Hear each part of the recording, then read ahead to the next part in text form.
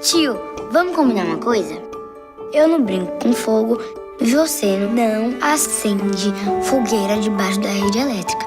Assim ninguém se machuca, a energia não acaba e a gente pode ficar juntinho para curtir o São João. Juízo, hein, tio? Cuidar da vida é assunto muito sério. Por isso, siga as nossas dicas de segurança. Coelba, acima de tudo, a vida.